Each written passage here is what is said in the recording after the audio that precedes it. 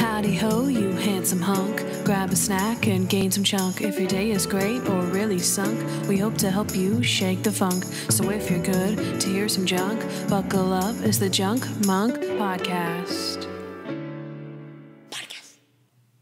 Hello and welcome to the Junk Monk Podcast. I'm your host, Kandyce Sloan, who you know from the year 1955. And I'm Noah, your co-host, you know from this classic Hollywood podcast, Noir. If this is your first time listening, we don't always talk like this. That's true, but today, we're taking it back old school, just like this episode of Monk, which originally aired in black and white. And we're going to do so while eating a little bit of junk. So me and Kandyce, just like classic 1950s fashion, have some candy cigarettes with us today.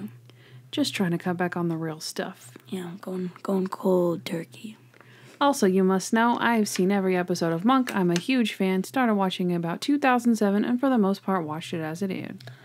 I've seen the pilot episode and those we've done on the show, and a few scattered here and there in different seasons. So, if you're ready to start the show, Toby, take it away. Here's what happened. Okay, wait, we can actually talk normal now. Wow. That was dramatic. I feel like I was in the 1950s. I mean, that's where you know me from, so yeah. Obviously in case you didn't get that, we're going to be doing our transitions in the way this episode is formatted. Black and white film noir. Yeah, and sometimes, I might just dip a little bit into, some old-timey fashion talking. Talking like Sharona. Sharona. Exactly the thing that she talks. But I'm also not sure how they actually talked back then. So I got you. Okay, so Mr. Monk and the Leper, Season 5, Episode 10. Here's what happened. In the opening scene, we see Monk meeting a mysterious man in a dimly lit bar. The hidden man, Derek Bronson, explains how he's been out of the country for 7 years, and everyone, including his wife, has presumed him dead. But now that his estate will be probated soon, he would like Monk to break into his house to retrieve some old letters between he and a mistress in order to spare his wife. Monk is suspicious of the tasks and motives, but then the man reveals the reason for his disappearance, a severe case of leprosy. Next, we see Natalie convincing Mr. Monk to take the case, which begins with them breaking into a home using a map, along with the security code. When the wife, Mandy Bronson, catches them, they must explain everything, and she insists on seeing her husband. During their meeting, it is mentioned that in the upcoming probate, she's going to lose everything if Derek doesn't attend the meeting. He refuses to show himself in public, so he asks Monk to be a witness during the hearing. Monk agrees, and the wife does secure the estate with his help. However, we now know that the wife is up to no good when we see her kill a man who resembles the leper, so we know the leper is a phony. Monk realizes he's been played when he remembers that the security keypad he used to get in the house was made in 2003. But Bronson had been gone for years before that, so he couldn't have known the code. The real Derek Bronson was killed by his wife all those years ago. But after 7 years, he would be declared legally dead, and she would be left with nothing. So she got a fake Derek to pretend to be a leper, hire Monk and use his reputation and his severe phobias to prove that Derek was alive, knowing Monk would never take a closer look. Natalie and Monk go to further investigate Mandy by breaking back into her house, but are caught while discovering the fake leper's dead body in a hot air balloon. They try to take off in the balloon, but Bronson shoots it down. Luckily, Lieutenant Disher comes to the rescue and takes her down in the end. I kind of did the accent for that. I liked it. That was... I started off normal, and then I just kind of eased into it. Lieutenant Disher comes to a rescue in the end. So that was Mr. Monk and the Leper? Kandyce, what did you like about this episode? Just to, kind of reiterate it so that you're, not thinking, what are these weirdos doing today? We know this episode was originally aired in black and white. And then I believe, if I'm not mistaken, how they introduced this was to have Tony Shalhoub talk about in the beginning and kind of show you, that your television set's not broken. We filmed this and aired this in black and white, so here we go. Mm-hmm. And then I believe at the end of the black and white version, they had Jason Gray-Stanford and Ted Levine coming on in the end, and they are in black and white.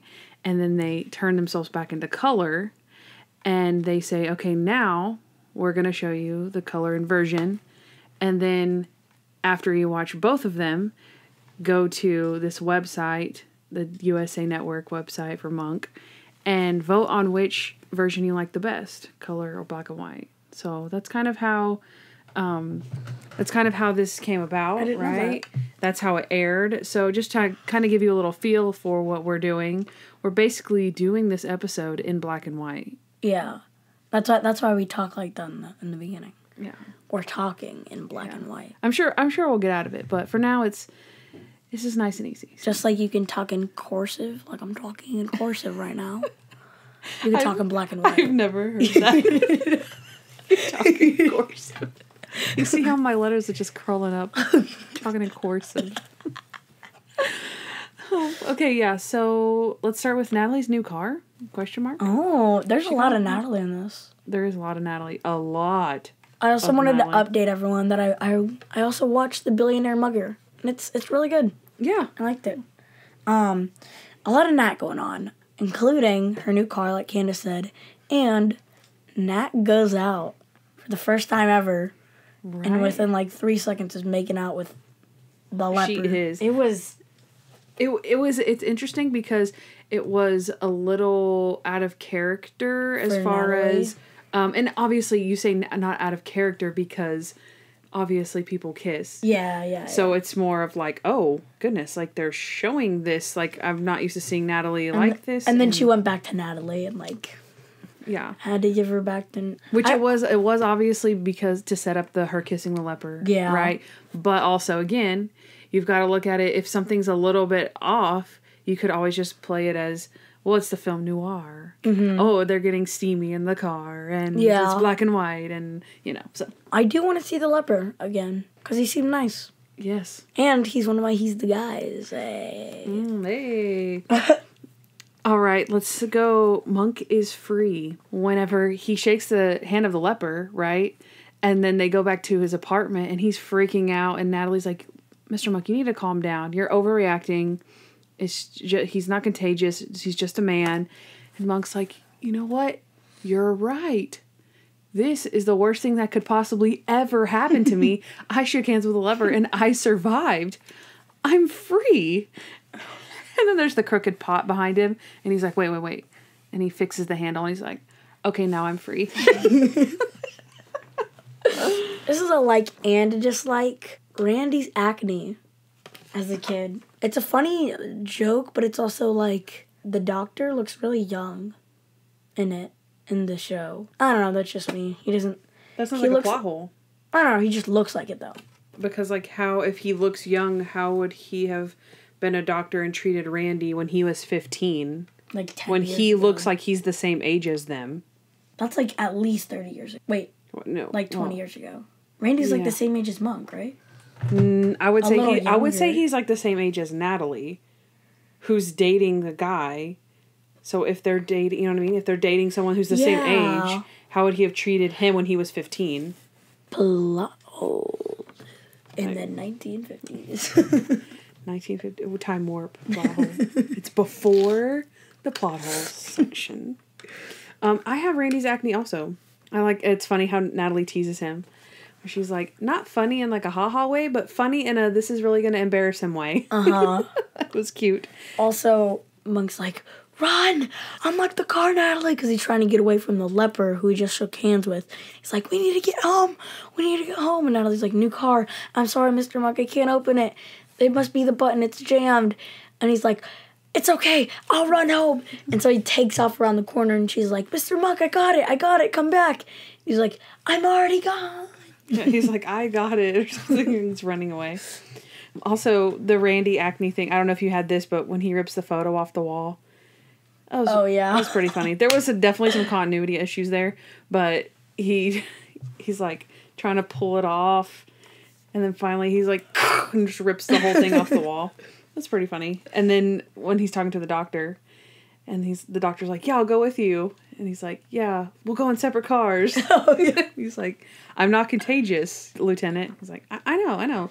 That's not what I was talking about. Yeah, that's a like for me. Just everyone, like, even though they know that it's not contagious, just being like, ugh, towards the leper. Yeah. And also, how Julie isn't fazed by the leper at all. Yeah, I like that moment at the end. Someone we were watching it with said, oh, that was kind of awkward. And I was like, no, it's supposed to be sweet because it's like from a child's point of view, like, wow, these adults are real mature about this. Like, I've heard a lot about you and I know you're a leper and I also understand you're not contagious. So I'm going to shake your hand and not think anything of it. And then the guy seems really touched by it too because he's like, oh, okay. Yeah. Do you have any more? Yeah, I do. Oh, okay. You go. So we see Monk thinks he can catch germs through the phone. Oh. Does that ring any bells? No. Another time where he thinks he can catch germs through the phone? Or through technology? Oh my gosh. Yeah, remember? He thinks he can catch germs through the computer. Same thing. And Mr. Monk shelters in place. He's on a Zoom call with everyone. All the gang. Wow. That's some foreshadowing right there.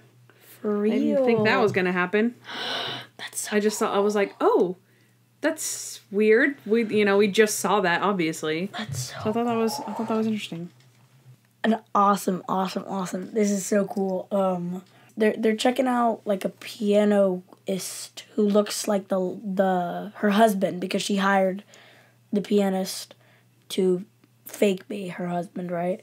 And he's a piano in his like house, I think it was, or it might have been his apartment or something. And they're Captain Stottlemyre and Randy are checking out the place, and Randy and Stottlemyre are walking in. He's like, "Hey, want some background music?" And he's like, "Sure, Randy, just do your job." And Randy plays a little tune, just like, I don't know, from out of his head, and he just plays it. And it's the old theme song, the one that we use at the end of the podcast. So cool. It's cooler when you watch it, because it's just, like, unexpected, and you're like, whoa. Yeah, because you hear it. Yeah, it's really cute. I do like that. I have Monk and Natalie sleuth mode. The ladder scene where the whole part, they're in like, black the whole time because they're like have their hoodies, and that's just really cute just in itself, right? So total sleuth mode. But the ladder scene is really cute when Natalie puts the ladder up, and then they're like, up you go, okay. So then she goes over the ladder and jumps down, and Monk's like, okay, Natalie, now how are you gonna hold the ladder? Wait, how am I gonna do this? I'm scared, like, come back, help, or something. And then she comes around the other side through the gate, and he's like yelling, and then he's like, wait, whoa, how'd you do that? She's standing there. She's like, I used the gate. He's like, oh, okay, so hold the ladder. She's like, no, Mr. Monk, use the gate. I thought that was cute. That's all I have. Okay, so then we do, like I said, we have another up you go moment, which was reminiscent from, do you remember which episode? Like, up you go, no, up you go. Mm-hmm. I feel like it was a sewer or something. Dang, I'm really striking out on this. You are. Swing and a miss. Jeez. The basketball episode. What? They're in the locker room. Yeah. Oh, they want to climb on top of the locker to see if there's anything up there. It's Latin, meaning up you go. Oh, yeah. That's good. Also, I feel like a lot of the best moments, right? It's sort of like the garbage strike one where he's at a heightened kind of sense the whole time of like, I'm in garbage. Like, I shook hands with a leper.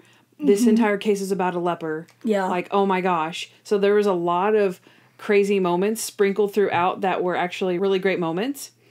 And so like just a little one where Monk at the very beginning, he's talking to Natalie and she's like, Mr. Monk, you have to take this case. And he's like, Natalie, let me explain something to you. No. And then another time, whenever they're meeting the doctor at his office, right, to get their expert opinion about leprosy. And he's like, well, how bad is the leprosy? Is it full blown? And Monk's like, yes. Yep. Yes. Yes. Full blown. Full blown.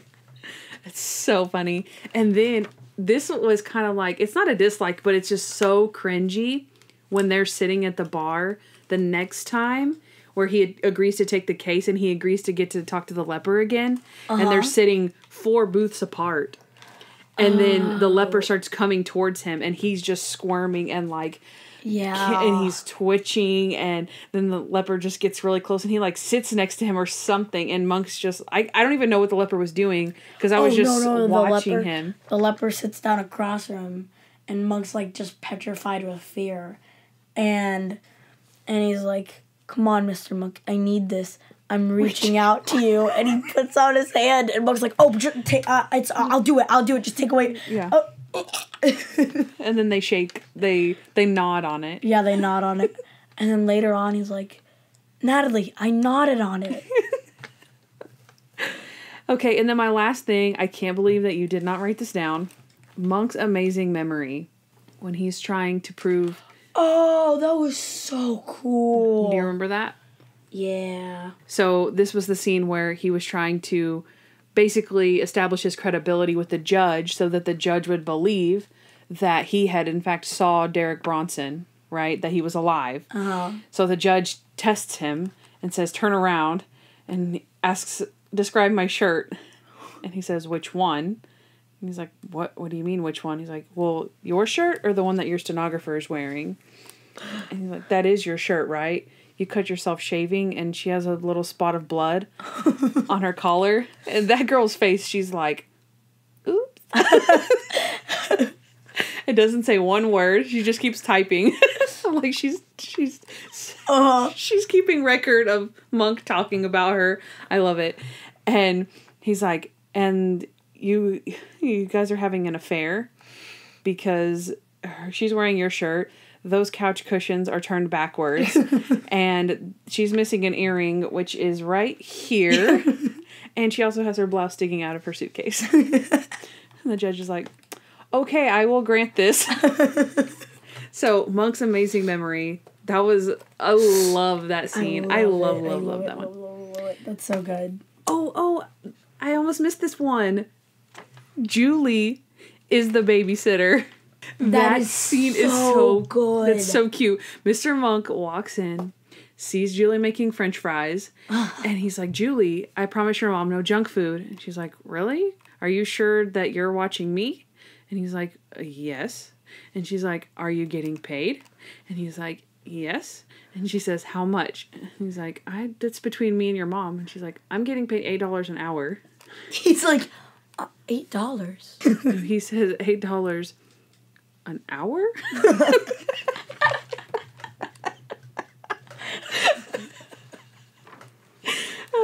So I guess he's getting about $10 for the whole night.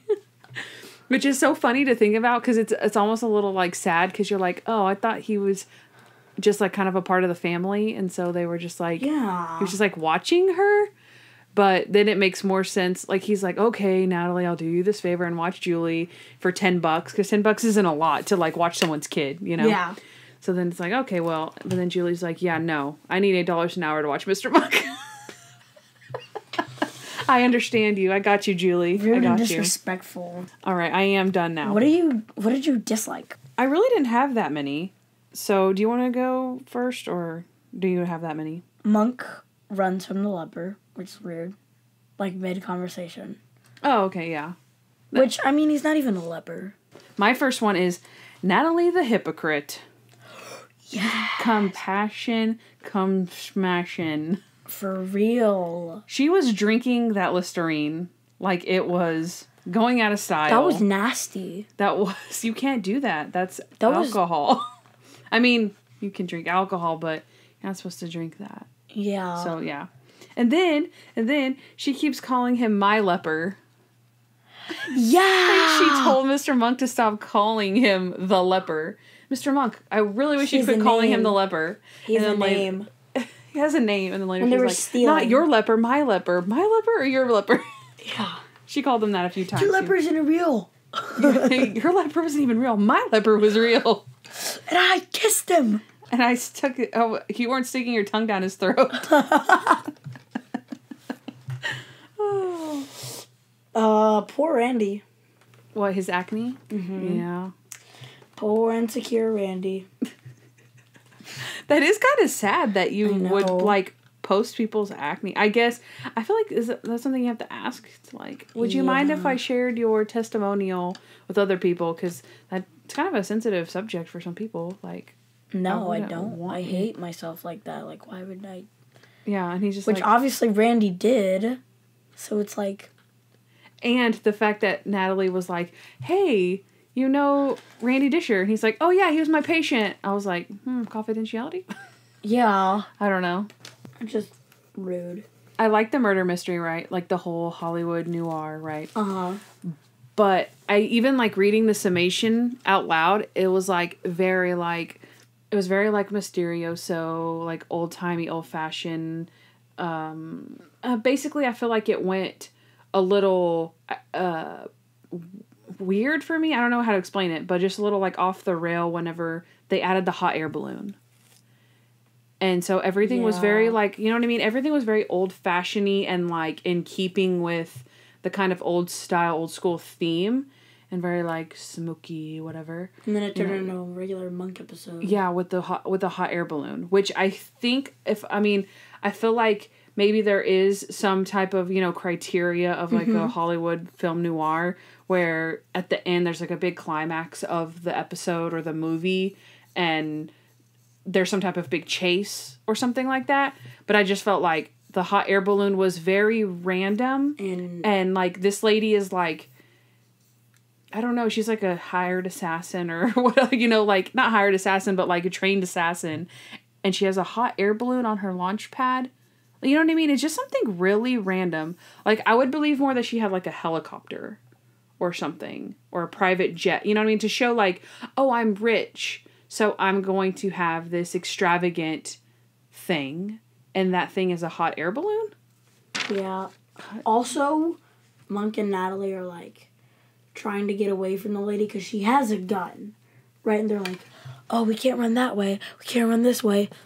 Let's take the hot air balloon, which, no, it would have been way quicker if you just took off in the hills. Monk's a marathon runner. So, like... Yeah, that's true. He's quick. You're getting into some more plot holes, I think. He got some shoes from what's his name? I watched that episode today as well. Tande Mojave or something like that. Tande, Mojave, I think. Yeah. He got some shoes straight from him.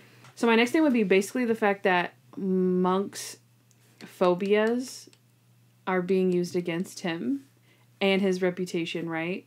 So he feels bad for this woman. He feels bad for this leper. Against all of his innermost beings, he does not want to help this leper. But he and Natalie together are like, okay, fine, I'll reach out to him. And then he helps the lady. And they're just scamming him the whole time. And they're using his reputation. Like that judge. Like that. Like as good as that scene is where he's like, oh, your amazing memory. That's awesome. You're like... But he's getting duped, and somebody's using him and saying, like, that actually goes against his credibility because he didn't take a closer look at this leper. So, I mean, kind of that's his fault, but, I just don't, it was just something, obviously, that's a little whatever, but it's an overarching theme. Like, he's being used.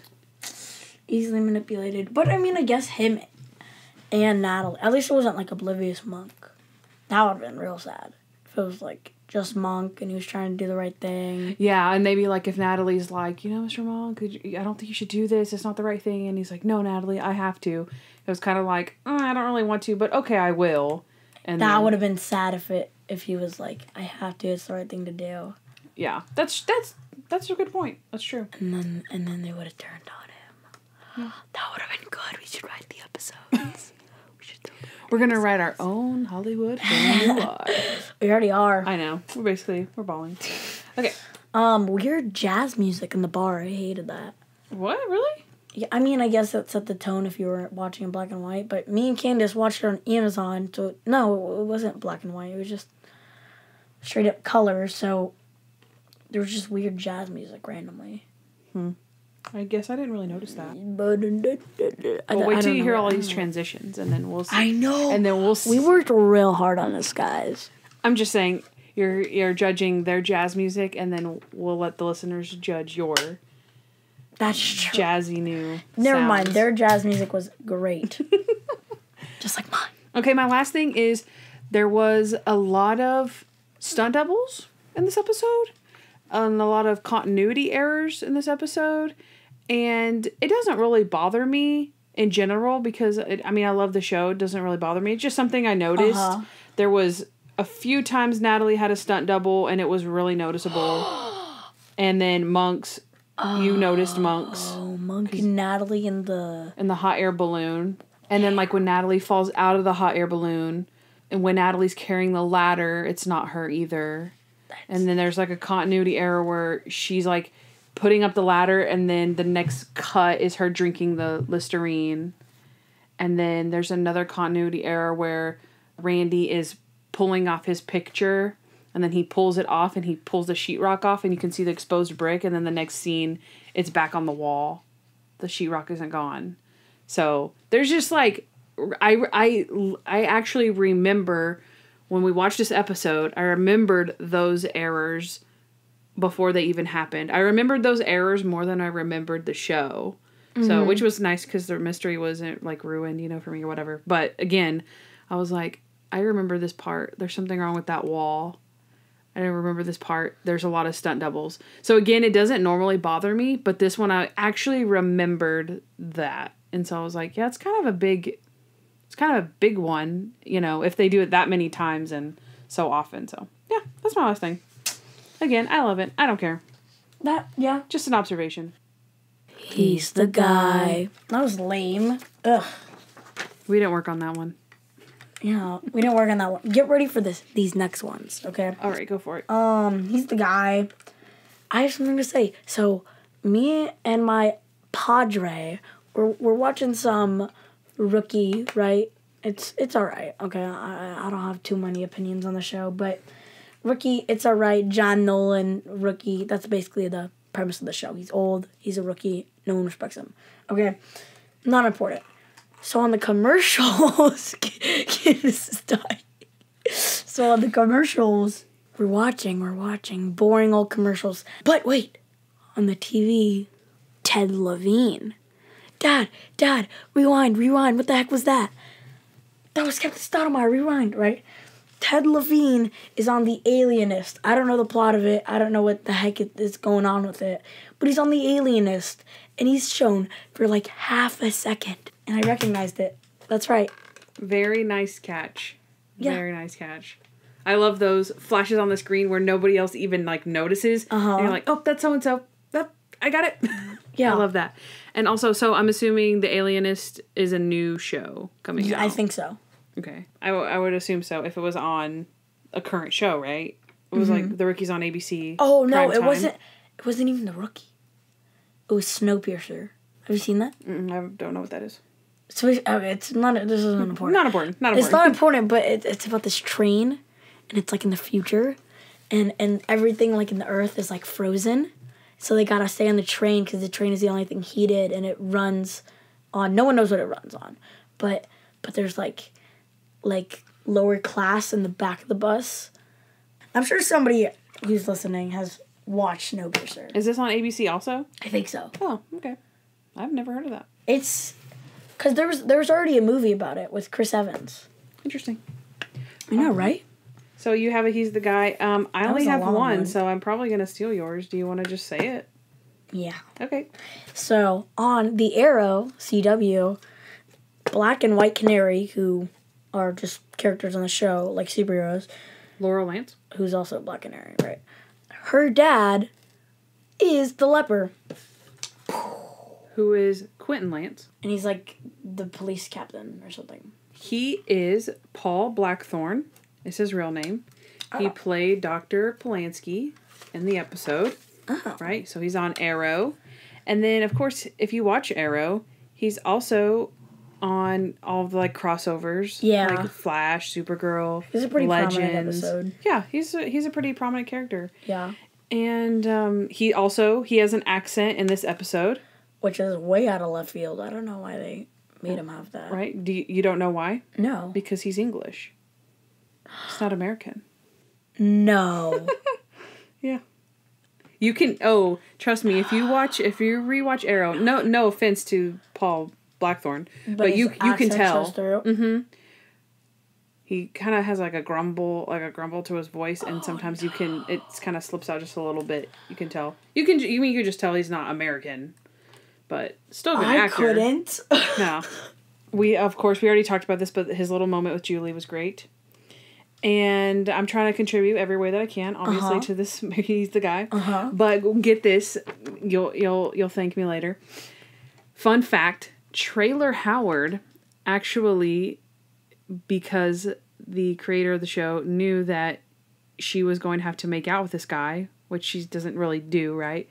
He was like, "Well, you get to make out with the guy, so you get to pick the guy." So she actually picked Paul Blackthorne to be her make-her-out buddy. And she didn't know him, but she just picked him. I don't know, maybe they had like a few choices or something. They didn't say specifically how. But I thought that was a cute thing where she's like, oh yeah, I like this guy. That is. I'm sure that's a rare if she was married, choice or opportunity. So she was married, that'd be so funny. I'm pretty sure she was married. But I mean, why wouldn't you just like have your husband? Well, no. Well, I'm sure her husband's probably not an actor. So I'm just saying, I don't know exactly how it went down. Her husband's probably but usually not an actor. usually it's like, okay, you have to kiss this person. But then it's like, you gotta choose whoever you want to kiss. That's what I'm saying. I'd like Chris Hemsworth right now. Whoever, okay. Chris Hemsworth was like 14 though. Which Jonas Brothers shall I choose? Yeah, Jonas Brothers not gonna be a doctor. Jonas Brothers are like 12. Yeah, they're definitely not old enough to be doctor. Maybe that's where the plot hole comes in. Where they're like, she's like, well, if this guy's treating Randy when he's 15, he's like 60 by now. But I'm not playing that, so I'm just gonna get this dude. I don't care how old he is. And maybe that was part of her criteria. Maybe he had to look a little bit older or something. I don't know. Who knows? How do you pick that? And what an honor. If you hear that later, you're like, what? She wanted to make out with me? Nice. Well, now I can't get one of the Jonas Brothers kissing Natalie out of my head. What? No. They're not kissing Natalie. They're kissing me. I get to choose, not Natalie. This was Would You Rather. Dr. Nick Jonas. If you were Natalie and you got to choose your makeout buddy, would you rather kiss Nick Jonas, Joe Jonas, Kevin Jonas? Or weird old guy from Arrow. What? I will take Oliver Queen, please. Let's be completely honest, people. Nobody's going to get that reference. Oh, they will. So, I mean, some people. Half the people. Half of the people. I mean, Oliver Queen's still a comic. We only watch Monk, guys. Only watch Monk. We don't watch The Rookie. We don't watch Snow.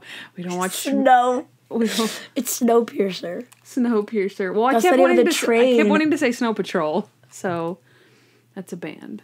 So half of our audience will get it. Half of our audience won't. This is what happens. From noir, Kandyce. Be serious. Guys, this is what happens. Okay, this is what happens. When we only have one, he's the guy. I literally had 2. You did have 2, and I had none, so. This is what happens when I have no one for he's the guy. All heck breaks loose. All right, let's do junk time.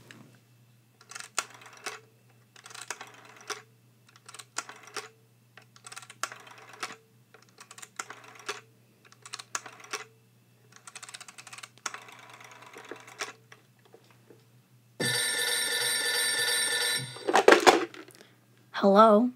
Noah, it's your favorite time of the show. No way. It's junk time. All right, hello everyone. Welcome to my favorite time of the show and yours, where me and Kandyce make really stupid jokes with telephones because it's a 1950s film noir.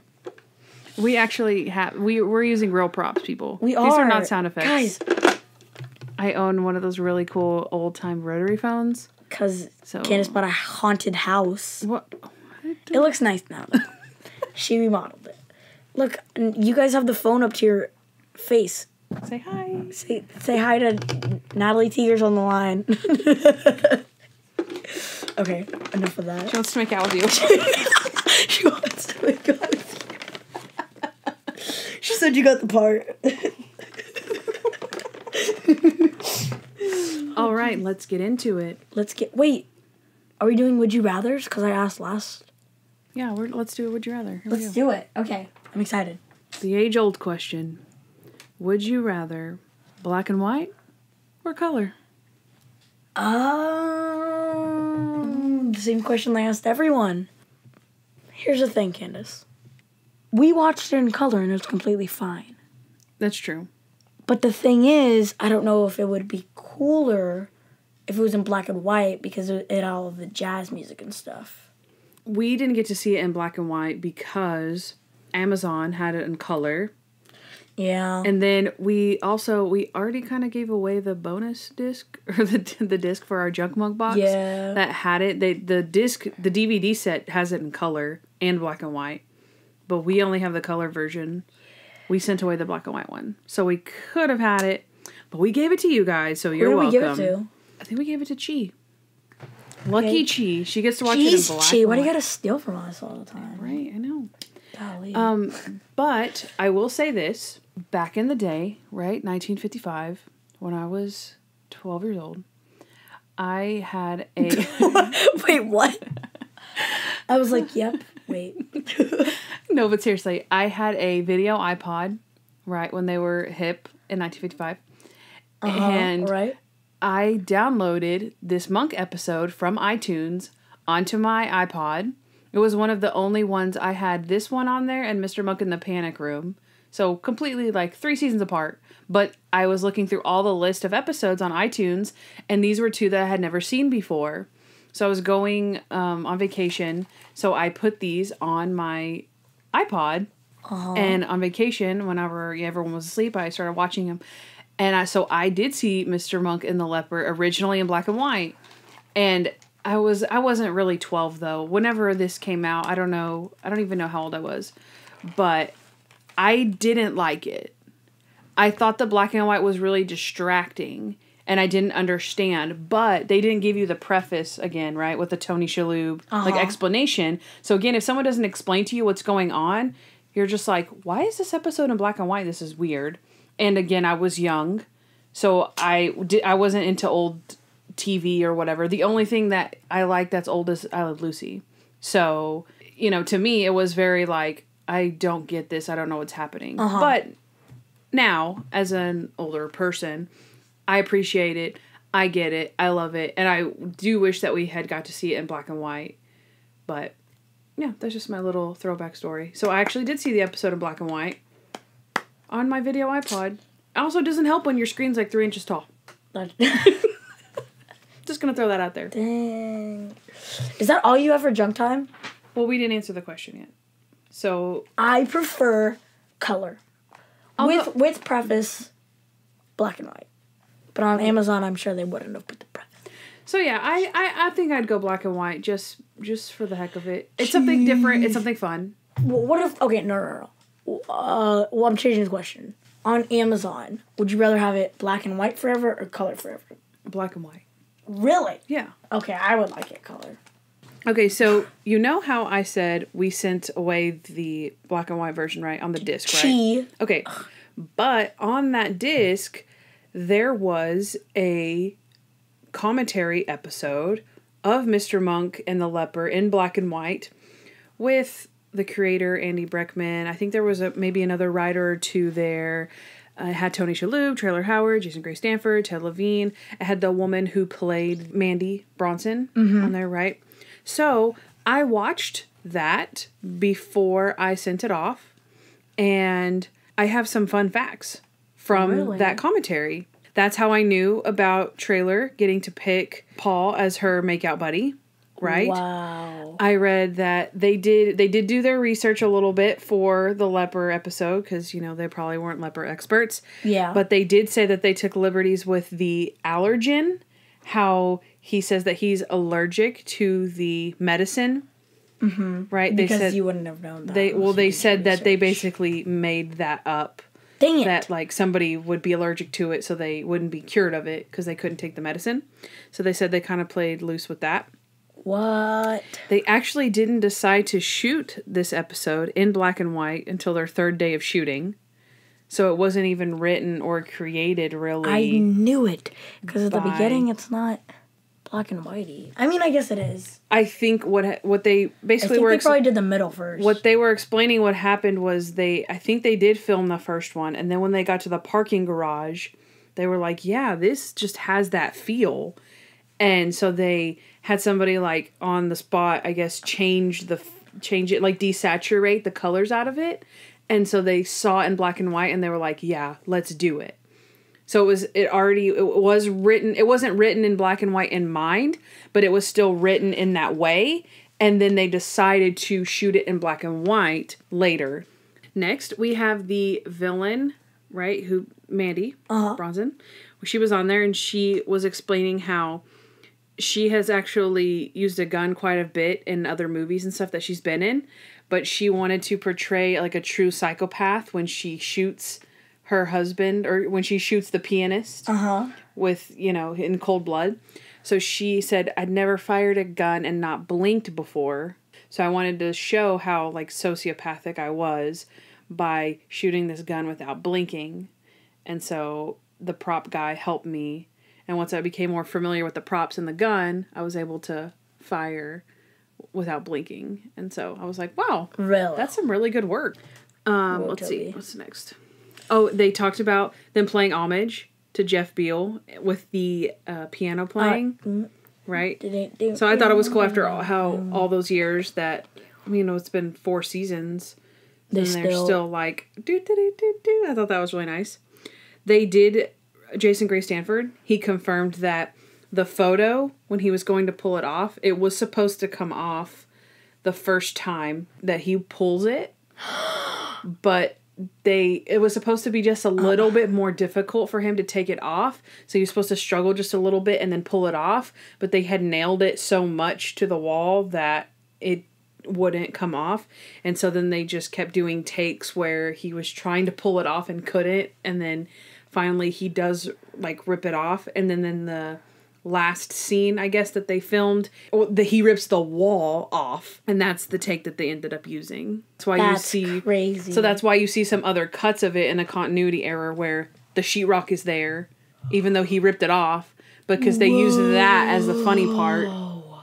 And then later, when they pieced it back together, they used another scene to do that. So yeah, it was cool. It was supposed to come off the wall.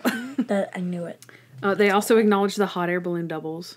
Yeah, it looked really bad. And because Tony was like, oh gosh, he's like 25 years younger than I am.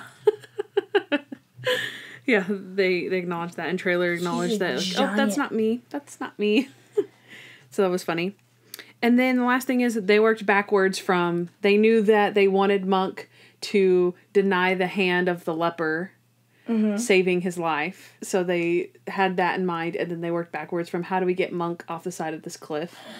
But yeah, also he said that Paul was pulling his arm so hard to pull him up off the cliff that he was, like, in really bad pain. He was, like, almost, like, pulling his shoulder out because he was, like, bending his arm backwards the wrong way, and that scene took, like, so long, and he said it hurt really bad.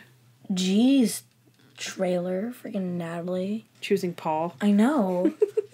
But I'm sure Tony was a good sport and he didn't say anything, so that's why it happened. But yep, that's it for Junk Time.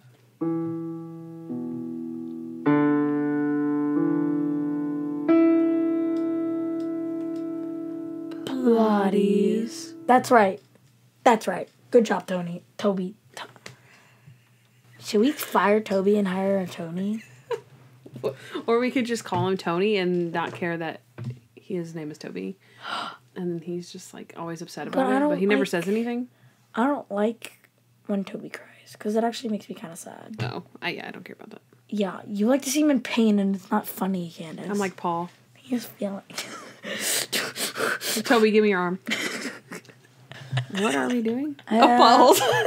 Guys, it worked.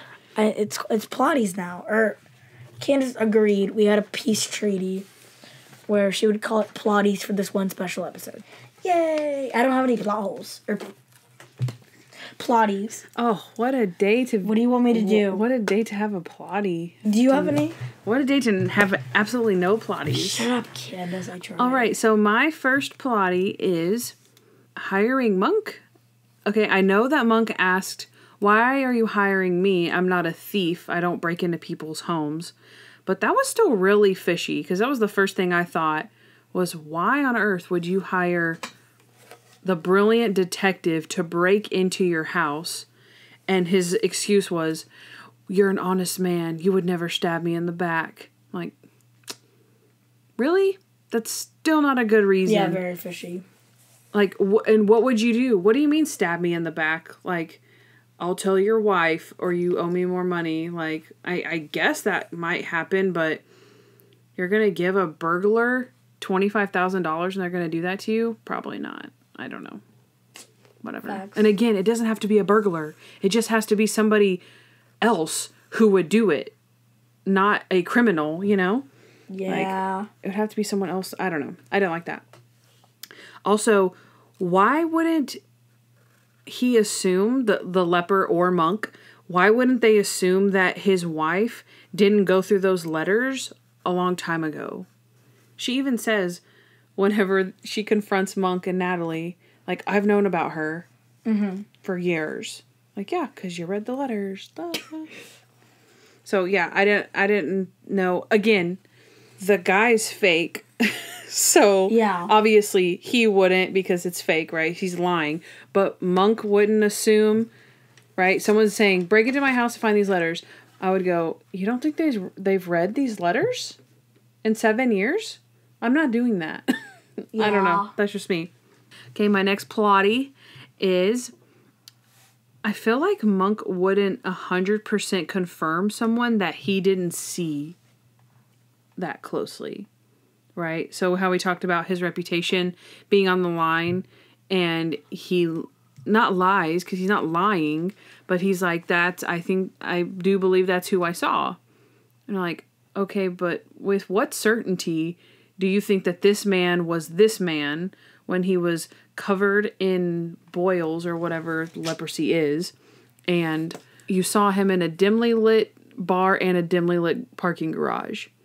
Like, with what percentage of certainty would you say that you had seen this man? Right? Yeah. Even if you were testifying for someone, you'd be like, I do think it was him from what I could tell, but I couldn't be 100% sure. Like, Monk literally names things in percentages. It's like, I'm 80 to 85% sure that he killed his wife. So I feel like he would have never have actually 100% confirmed that. And then also have, Natalie knows how to operate a hot air balloon? Dang, that's true.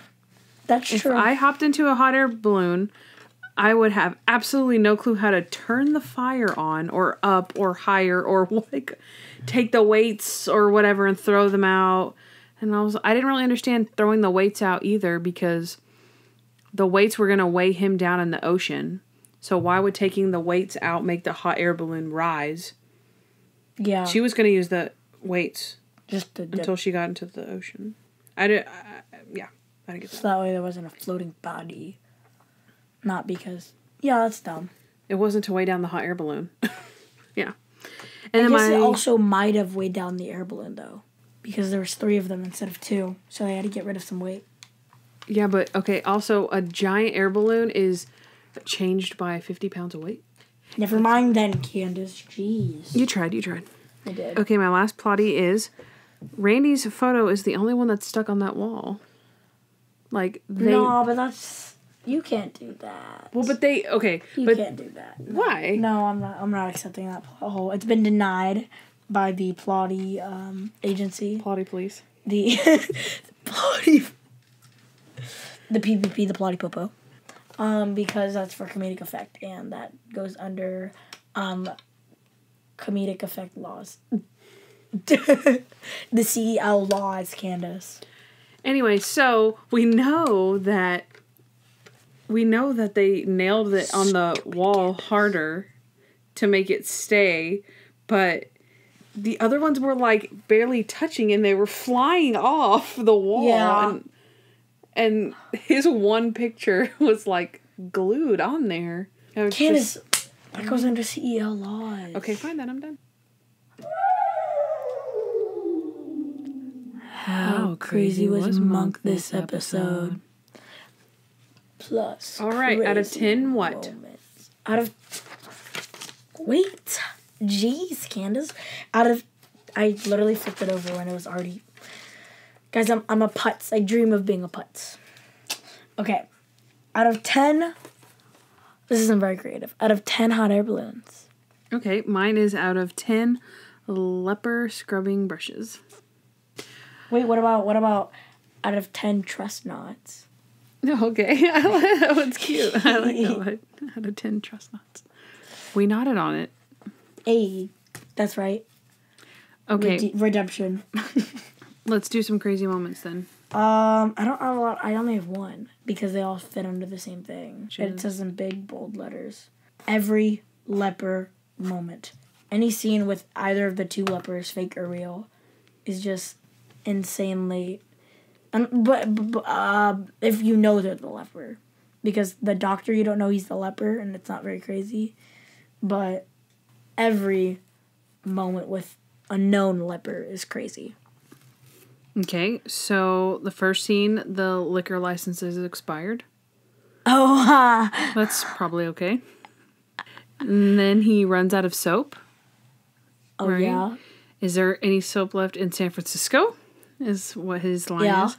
And then he's out of soap, so he goes for the kerosene. Light me.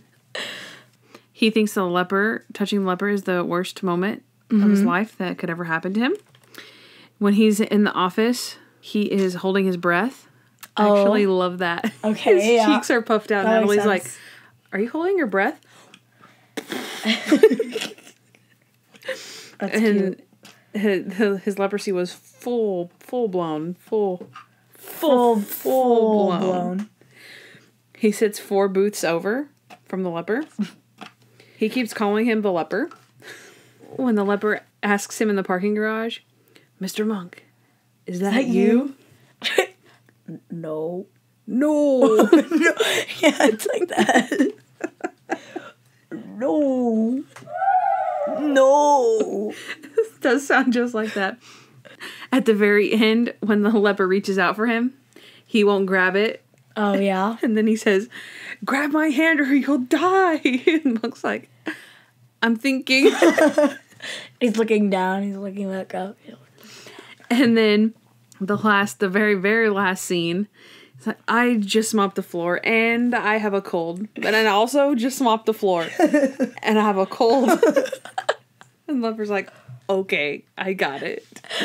So those are all the crazy moments. However, I have my own crazy scale for Natalie and Randy. Makes sense. Because they were, in my Off the opinion, chain. crazier than Monk Yeah. with the whole leper thing. So I gave Natalie out of 10 bottles of Listerine. And I gave Randy out of 10 acne photos. I gave them 7. Each? Yep. Makes sense. 7 bottles of Listerine and 7 acne photos. 7 up bottles of Listerine on the wall. Trailer Howard, drink 1. 6 bottles of Listerine on the wall. Trailer Howard, drink 1. I don't know. More? I don't know. That was pretty clever, though. Yeah. It went off a little bit, but I liked it. So, how many trust nods are you going to give Mr. Monk? 5 out of 10. Less than Miss Teeger and Mr. Disher. I gave Mr. Monk 5 leper scrubbing brushes. Dang, 5 trust nods. Yep. I feel like, again, for him having to deal with a leper, taking the case of a leper, this is pretty average behavior for Monk. Natalie and Randy were much crazier, so they got a 7.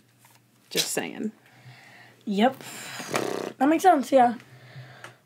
Like, based on how everyone acted, Monk acted the same as everyone else. So, props to Monk. Yeah.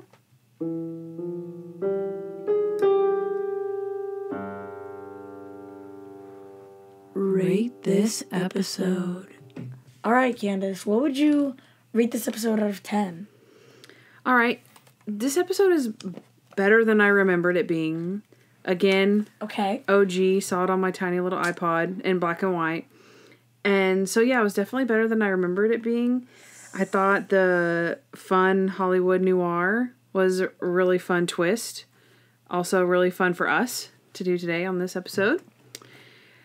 I thought the mystery was very well thought out, and it was a really big, like, whodunit, until they showed you whodunit, but I believed the leper.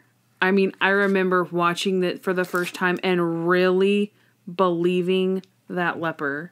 Uh-huh. And, I mean, how do you not think that guy's a leper? Like, just how, right? I really believed the wife, and couldn't believe that they were all in on it. So, it kept me guessing, and I really liked that.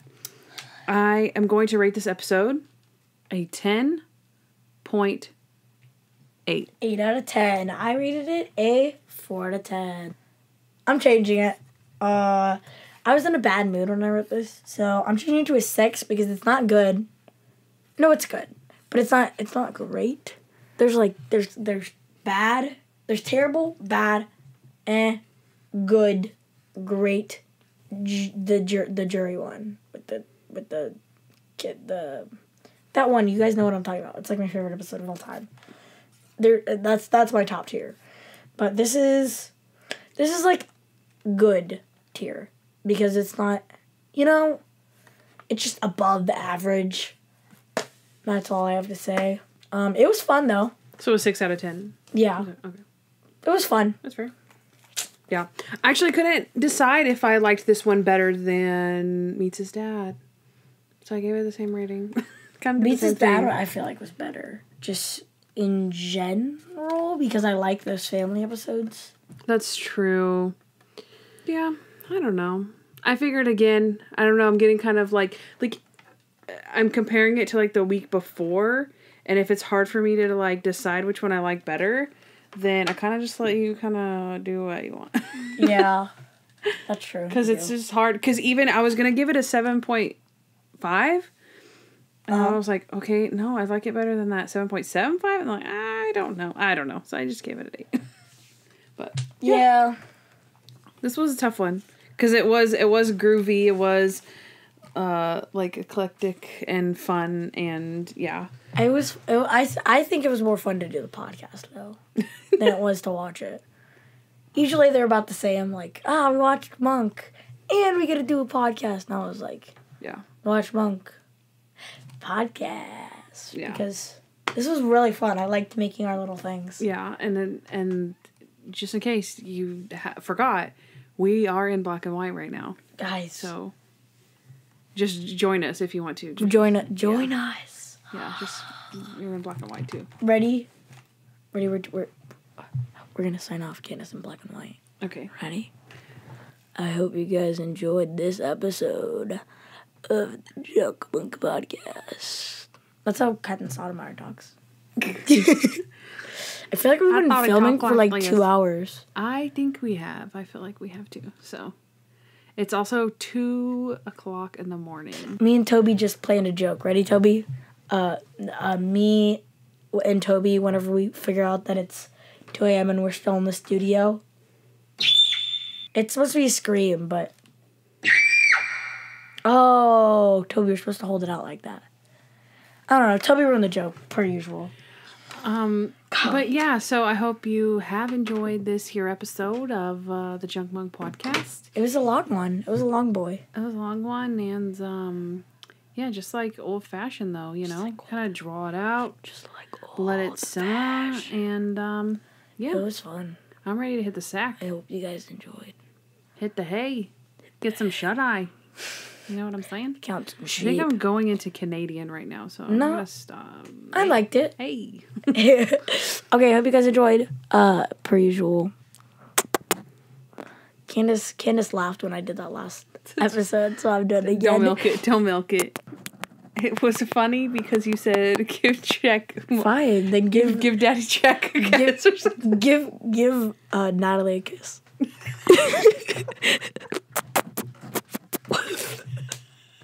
Okay, we're done. Every episode, I'm going up with a new person for you to give a kiss at the end. So, bye. Hey guys, thanks for listening to the Junk Monk Podcast. We'd love to hear from you, so please give us a 5-star review wherever you listen to podcasts. Also, follow us at Junk Monk Podcast on Instagram, Facebook, Twitter, and YouTube. If you want to know more about Kandyce, she's at Hardens and Hardhats on Instagram. And if you want to know more about me, Noah L., subscribe to my vlog, Noah Hernandez, on YouTube. Also, you can leave us a voicemail at 323-366-0477 with your questions, comments, or just to show us some love. Don't forget to catch up on Monk with Amazon Prime Video, and of course, subscribe to our show. You'll thank me later.